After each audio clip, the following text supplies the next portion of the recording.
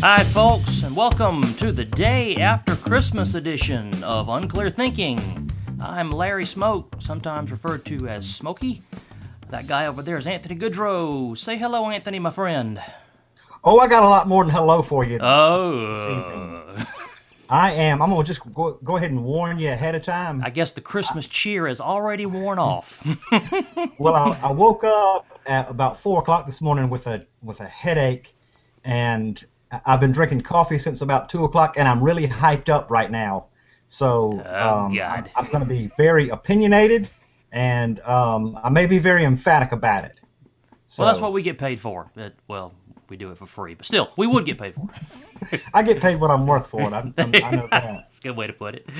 But with that in mind, that brings me to a subject that's has been on my mind somewhat recently. You ever notice how when people have a headache, they have to tell you about it? Oh, yeah. I mean, I try to be conscious of that and understand that most people really don't care. Mm.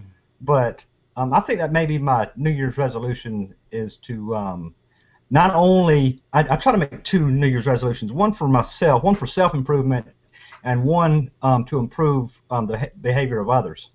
And that's pretty kind of me, don't you think? Because we're always better off changing other people than we are ourselves, right? Absolutely. But my self-improvement will be to not tell anybody for an entire year whenever I have a headache. And the one to help other people is whenever they try to tell me that they have a headache, I'm going to say I don't care. Yeah. With that in mind, we can go on. I'm a little bit scared. Other than that, Christmas was real good. I'm a little bit scared to go on now. Almost like you've been flipping past TBS and seeing A Christmas Story for the 575th time. Do not get me started on A Christmas Story. Well, if I don't get you started, we don't have a show. So I kind of have to get you started. Okay, that'll work. Hey, look, I don't know about your wife, but my wife has had the Hallmark Channel on a loop since about November 28th. And I've had my fill of made-for-cable TV, quote-unquote, Christmas movies. Emphasis on the quote-unquote. Oh, no kidding. I don't know if you've happened to see lately the list that come out, the best Christmas movies. I didn't see one this year, but I've seen them in years past, so yeah, I know the theory. And one that pops up, one that I noticed popped up this year, and it's been on there before and I haven't given it too much thought, but Die Hard is a bit of a Christmas movie. Yeah, and I've heard Mike and Mike, the ESPN radio show, I've heard them debate about Die Hard being a Christmas movie. Of course, them being in the great bastion of free thinking, Bristol, Connecticut, they refer to it as a holiday movie, but down here in the Bible Belt, it's a Christmas movie. Or is not a Christmas movie, depending on your viewpoint. But I don't get it. I know it takes place at Christmas, but to me that doesn't really make it a Christmas movie. Well, that kind of almost seems like that's the blanket definition anymore. If the plot is set in the month of December, it's a Christmas movie. Oh, sure. You put some Christmas lights in the background, a tree, some holiday shopping, elves, stockings above the chimney. You got yourself a Christmas movie regardless of plot. If the Whitechapel murders had happened in December, then Jack the Ripper would be a Christmas figure. And we'd all gather around with the kids every year to watch and enjoy. But I'll tell you, I have a definition of a Christmas movie. Not only does Die Hard not fit it, but there's a few others out there that people want to lump in the Christmas theme. My definition of a Christmas movie is basically as follows. It's a movie in which the spirit of Christmas is used more or less as a plot device to move the story to a specific end that involves the realization by one or more characters that there's some value in giving to others, often at cost to themselves. Mm-hmm. If it's not directly related to the story of Jesus Christ, then I think it should at least be something along the lines of the values that he supposedly taught to all of us.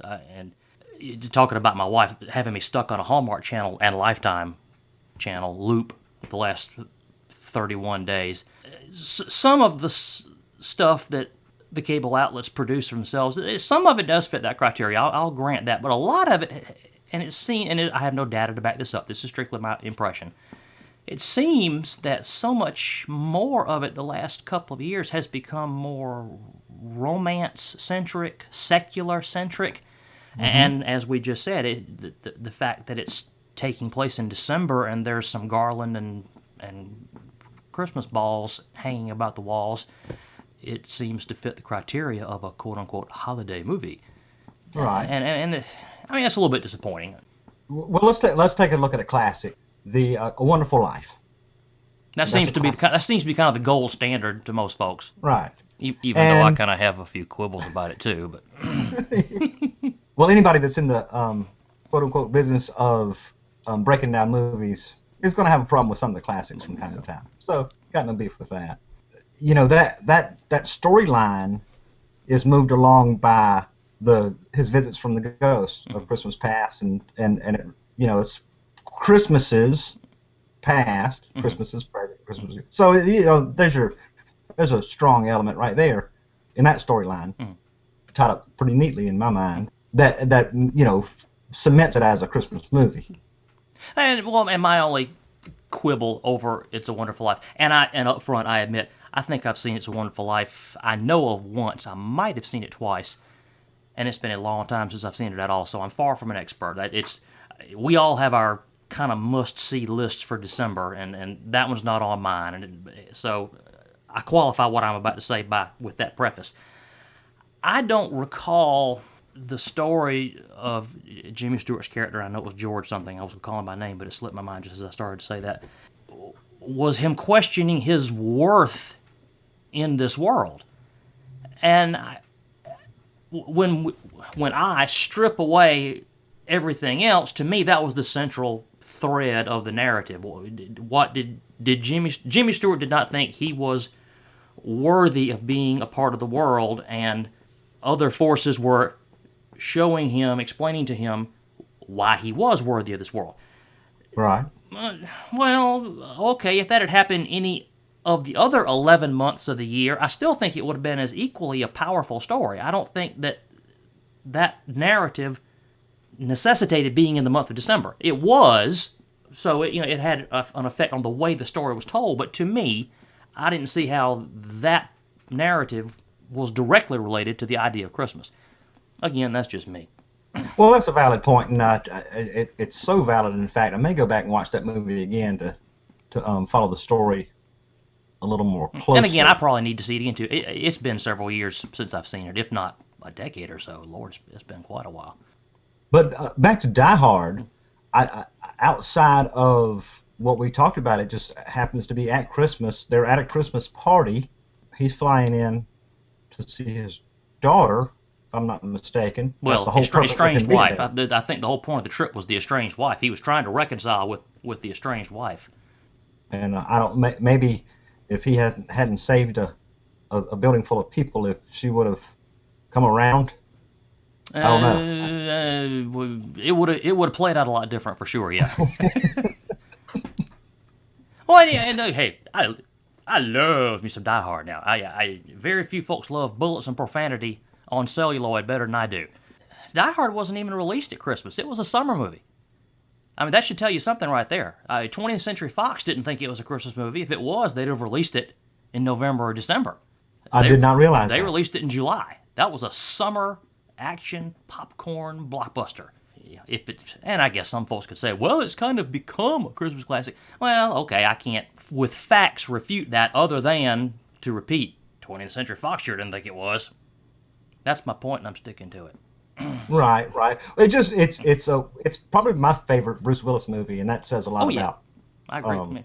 It as a movie because he's definitely been in some great ones, but it starts off with a bang and goes that way for a solid hour and a half, 4 minutes. In a lot of ways, it changed the action picture genre for the next 15 years. The vulnerable hero was kind of I won't say a brand spanking new thing, but it certainly became a lot more prevalent after that movie. The idea of the hero who's, while he's in all his action, saying to himself, "Dear God, please get me through this."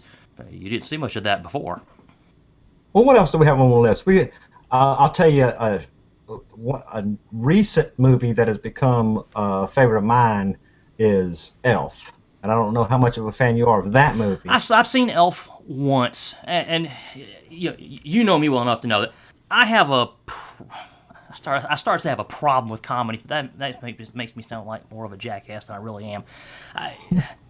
My taste in comedies is very different from most folks, and I almost wish it wasn't, because I know I freely admit that, we've talked before about the Chevy Chase Vacation movies, Christmas Vacation being one of them. I hate those things. God, I hate those things. I can't stand them. But I know that 99%. What's that? Is it the predictable nature of the comedy itself? You kind of know what. That's part of it, but plots like the vacation movies. What's another one? Planes, Trains, and Automobiles. Let me think of another one. Those are just ones that jump to mind. But any comedy that involves that asks me to find humor and enjoyment in watching someone suffer, I have a problem with. And I know, and again, I freely admit it's my notion of suffering. When somebody's in an extreme minority, odds are he's wrong. So I'm in the extreme minority. Nonetheless, if somebody's wanting to sell me a ticket to a hypothetical fifth Chevy Chase Vacation movie, I'm probably not going to buy it. Because I don't want to shuck out the money to watch some poor, well-intentioned schmuck be put upon, browbeaten, defeated, humiliated, da-da-da-da-da-da-da. Now go ahead and call me an old crutch. No, I see your point on Trains, Planes, and Automobiles, because it is kind of excruciating to watch that movie as he just gets beaten in scene after scene after scene, and situation after situation. It has its moments. I'll grant you that. And I even think Planes, Trains, and Automobiles ended well. Right. But the journey to get there, and again, I understand that was the point. We were supposed to feel Steve Martin's character's exasperation, for lack of a better word, all he has to go through to get back to his family, and suffering this buffoon, John Candy, is part of what he must endure to get the payoff. I understand that from an intellectual standpoint. From an emotional standpoint, I can't enjoy it. I just can't do it. I feel too sorry for the guy. Yeah, and I keep finding myself during that movie saying, just trying to solve his issue by saying, just do this, or walk away, or something. And I know you can't. Then you don't have a movie, right? But I become so frustrated myself with the situation. I want to solve this problem for him. But back to Elf. Now, yes, I'm sorry. I didn't mean change the subject. That's okay. What I like about Elf is, it starts off. He's in a fish out of water, so to speak. He's a real guy, mortal, if you want to call him that. In a odd situation that he's not even aware. He doesn't belong there. Bob Newhart is one of my favorite comedians. Yeah, he's great. As a fan of old comedy, there's nothing funnier than seeing Bob Newhart, knowing what kind of characters he does, be a little person, just juxtaposed against this really big, goofy elf. That's just inherently funny to me. Bob Newhart is one of those folks that as soon as he sets foot on stage, on camera, you start to snicker. Yeah. He doesn't have to open his mouth. You just, because something is coming, and your brain is already preparing. It's a rare delivery. gift. It's delivery. He's just a classic comedian of that era. And I am a fan of deadpan. That's trying to get back to the positive of what I do like and what I do find funny. Right. I love deadpan, and he's good. God knows he's one of the masters of deadpan. He certainly is. I still enjoy the old Newhart shows, whatever incarnation happens to be showing. Does Nickelodeon still run those? Not Nickelodeon. TV Land. Does TV Land still run that? To be honest with you, I'm not sure. I'm not sure either. I didn't see Elf until probably within the last 3 years. I somehow didn't get around to it, and I guess by the time I got to it, so many people had seen it, and Elf is great. Elf is fantastic. You got to see Elf. Elf is just fantastic. I guess some part of me was just kind of sick of hearing about it before I even saw it. So I saw it and I liked it, and I appreciate it. I agree. I would qualify it as a Christmas movie. I really would. I do think the idea behind it fits our definition. I guess I was just kind of tired of it before I even saw it, so that kind of took a lot of the luster off of it for me when I finally saw it, and now I guess if Wifey Pooh wanted to watch it, I'd watch it with her, but I doubt very seriously I would ever take the initiative to watch it. Well, does some of that have to do with Will Ferrell fatigue? Because I get that with some actors. Not consciously, but I guess it could. I really do think it's more of just it had been built up by so many people to me that by the time I saw it, it probably couldn't have met the expectations everybody had presented to me for it. I get to this point where I just don't like seeing the actors, especially comedic actors, do the same role over and over and over. And you know how Hollywood works. Once they get a big blockbuster out there, comedy, oh yeah, they're going to do it again. Find an idea and beat it to death. I mean, Adam Sandler makes some of the worst movies I've ever seen. But he makes money. Does he rake it in? And they let him do it over and over and over. He makes movies on the cheap, relatively speaking. I mean, his films are always on schedule, on budget. They're easily marketable. And all he has to do is play the same character over and over again. And they'll make a profit of some sort. So, yeah, if it ain't broke, don't fix it. That's right. From a business standpoint. Now, back to A Christmas Story that we mentioned earlier. Here's something that confuses me about that movie. That movie came out in 1983. Mm-hmm. But I don't think I saw it until maybe 10, 12 years ago. Mm-hmm. I don't remember it being a major theatrical release, which it might not have been. It was a bomb in the theaters, yeah, it was. TBS made that movie. Okay, then that makes sense because I would have been a sophomore in high school, and no memory of that movie whatsoever. I vaguely remember it. I think I may even be imagining the memory, but I do remember when TBS started running it to death in the early to mid 90s, and that's what really developed the rabid cult following it has. You want to know when I finally saw A Christmas Story? Last year. That's when I finally saw it. And that's another. I'm going to take a preface here. When we finish this topic, you've got to ask me some that I like because we keep getting into these things, and you're making me sound like a complete Scrooge about these movies, and I'm really not. So that said, A Christmas Story is another one that, yes, I finally saw it, but for 15, 20 years, I've been hearing everybody, oh, Christmas Story is the greatest Christmas movie ever made. Oh, I can watch it 15 times a day every day. So I finally watched it, and it's like, okay, BFD. I mean, yeah, and my wife falls into that category. She loves it. So does my boss, and so does. Way too many people do. But I honestly do think I understand how it can be so endearing. I believe, had I seen it at a younger age, when I was a little bit more relatable to the little boy, the central character, maybe if I grew up in a time that was more like that time period and could emotionally relate to the time frame, maybe it would be more dear to me. But I don't feel like it really relates to me. But again, I can understand how other people do find it relates to them and find it so endearing. So I don't begrudge anybody A Christmas Story. It's just not for me. Well, to your point, I think people seem to have a nostalgia about it that I lack. Yeah, I think all Christmas movies are a time and place kind of thing. A lot of it's not necessarily the content of the movie. It's when we saw them, what we were doing when we saw them, and the nostalgia it evokes from seeing whichever one happens to be our favorite again. Right. Well, I guess my main problem with the movie overall is it was, the first time I saw it, it was mildly funny, and it hasn't been the slightest bit funny since then. Some movies are funny over and over and over again. Groundhog Day, I've watched 30 times. Love that movie, but and it's always funny.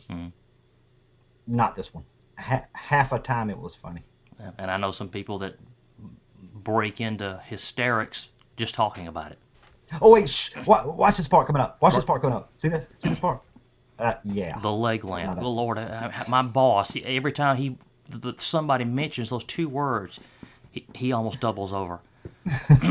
And the Chinese restaurant, when they're singing fa ra ra ra ra, I just don't think in this climate today they would make a movie with such. I try not to be politically correct, but just yeah, I just can't see that level of racism coming out of Hollywood today. That wouldn't get made. It wouldn't get made. Well, today. I disagree that it's even really racism, but I agree some folks You would see- think it is, and you'd have a hard time getting it.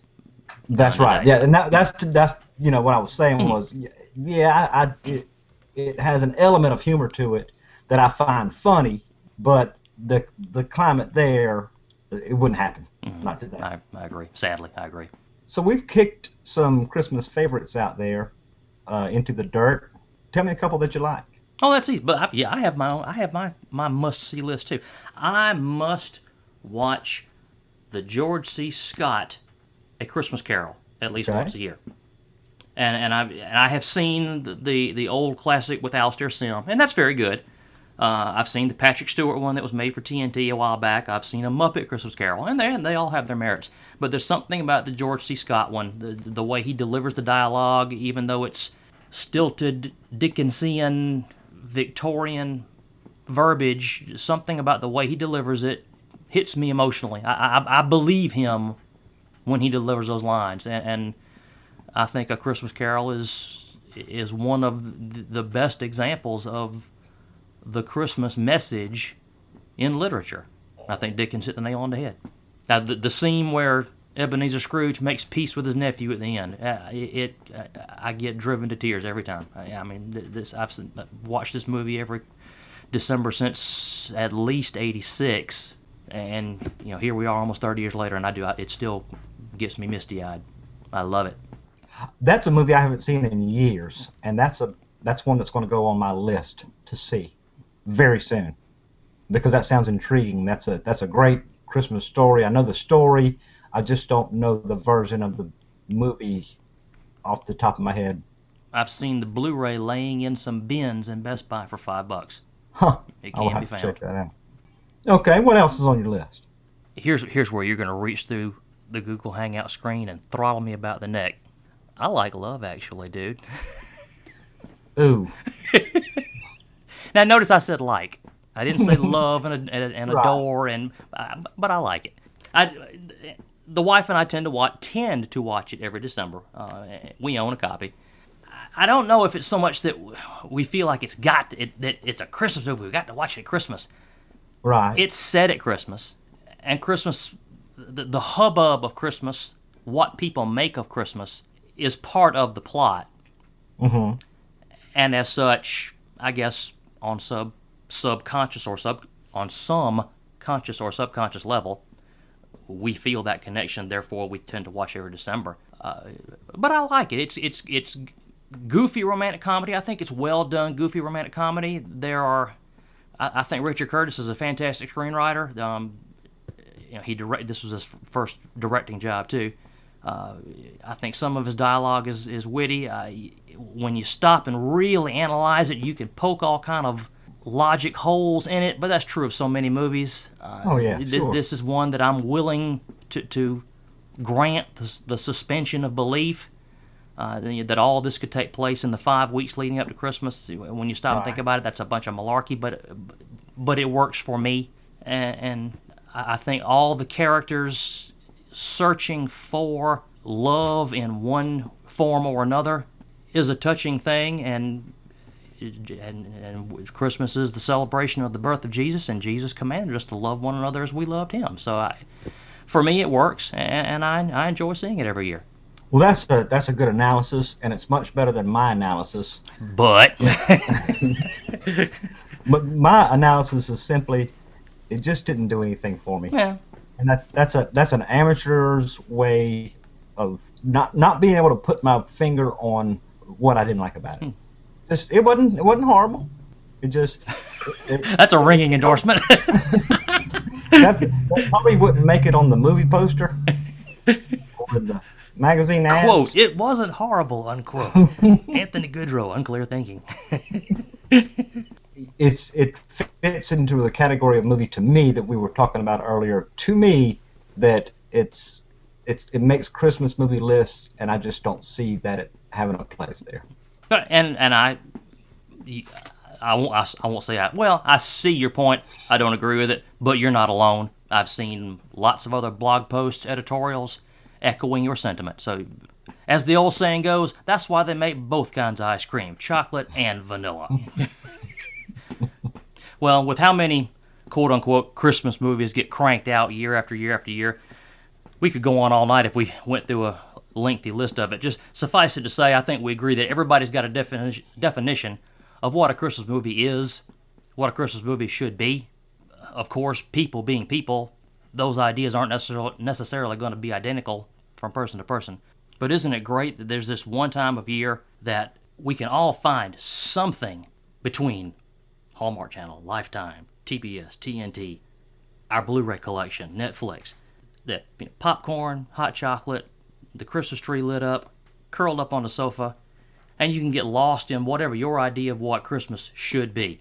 And having that spirit, idea, notion, feeling inside you for a little while, isn't that a great thing that we've got these movies to help nurture, engender that in us this time of year? I think it's fantastic.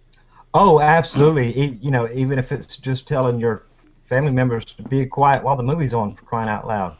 Trying to get in the holiday spirit. Even if it's Die Hard. What kind of racket are you making over there? Yes, even if it's Die Hard or any of the movies we chose to kick around. Or if it's Grumpy Cat's Worst Christmas Ever, which I think comes on in Lifetime in about 10 minutes. So we got to wrap this thing up. We got to wrap it up right now. Folks, tell us what kind of flicks you like this time of year. Why you like them, why you hate them. Why we're idiots for thinking the ones that we like are great, awful. Unclearthinking@gmail.com. If you have any ideas, comments, suggestions, you can find both of us on Twitter. Anthony's over there at Anthony Goodrow. I'm at LA Smoke. You can find the show iTunes, Stitcher, YouTube, all kinds of places. Give us a listen. Tell your friends. Leave us a review. Send in show ideas, topics to talk about. Email that to us too. Anything you think is interesting, we might think it's interesting too. General complaints or insults, also accepted. Check back with us in a couple of weeks, folks. We'll be back with a new episode. See you in the new year. Bye, y'all.